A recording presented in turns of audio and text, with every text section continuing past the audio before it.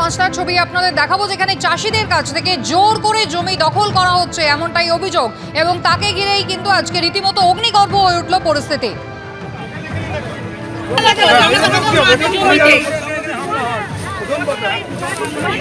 চলে গেলেই হামলা হবে, যারা সবাই যে আছে চলে গেলেই হামলা হবে, চলে গেলেই হামলা হবে।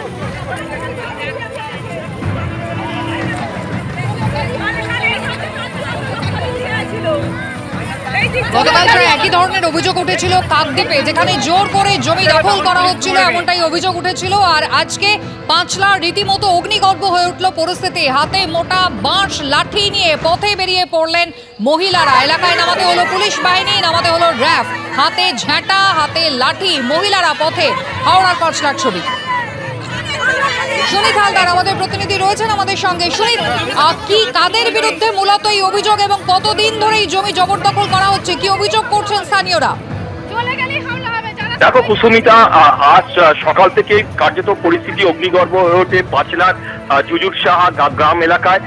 যেটা জানা যাচ্ছে গত কয়েক মাস ধরে জুজুরসাহা গ্রাম পঞ্চায়েত এবং সুপাহারা গ্রাম পঞ্চায়েত এই পাঁচলার মধ্যে পড়ে।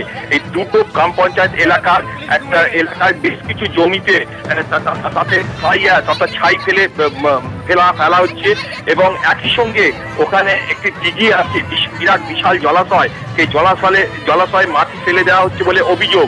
এবং এই ঘটনায় তৃণমূল কংগ্রেসের স্থানীয় যে নেতৃত্ব আছে তারাই এটা দোষী, এবং জুজুরসাহা গ্রাম পঞ্চায়েতের যে উপপ্রধান খলিল আহমেদ এবং তার দলবলই বলে স্থানীয় গ্রামবাসীরা অভিযোগ করছেন। এই ঘটনার পর কালকে যখন এলাকার মহিলারা প্রতিবাদ করে, তাদের উপর চড়াও হয় খলিল বাহিনী এবং তার কয়েকজনকে মারধর করে। এই ঘটনার পর পাঁচলা থানায় গ্রামবাসীরা লিখিত অভিযোগ দায়ের করে।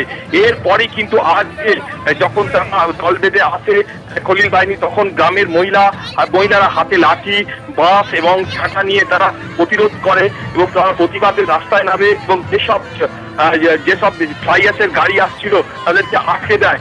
এই নিয়ে গোটা এলাকায় উত্তেজনা ছড়িয়ে পড়ে।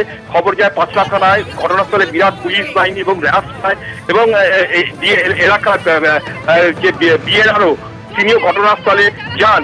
এই ঘটনার যারা গ্রামবাসীদের অভিযোগ, তাদেরকে জোর করে জমি দখল করা হচ্ছে, কম টাকায় অনেক ক্ষেত্রে জমি নিয়ে নেওয়া হচ্ছে, এবং এই টোটাল ঘটনাটাই কিন্তু তৃণমূলের বিরুদ্ধে অভিযোগ দায়ের করেছে।